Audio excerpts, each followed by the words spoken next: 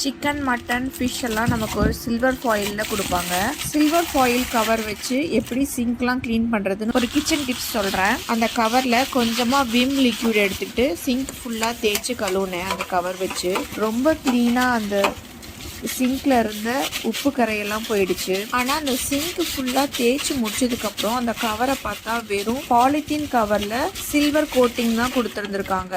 இந்த கவரில் நம்ம சூடான பொருள் எதுவுமே வாங்கி யூஸ் பண்ணக்கூடாது. ஏன்னா அந்த சில்வர் மெல்ட் ஆகும். இப்போ தான் தெரிஞ்சுக்கிட்டேன். இதை சிங்கை தேய்க்கும் போது அந்த சில்வர் ஒன்றுமே இல்லை, எல்லாமே காணா போயிடுச்சு.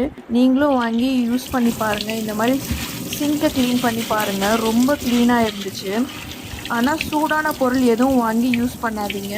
இந்த வீடியோவில் என்னோடய பாத்திரம் விளக்குற சிங்க்கு எவ்வளோ க்ளீனாக இருக்குதுன்னு நீங்களே பாருங்கள்.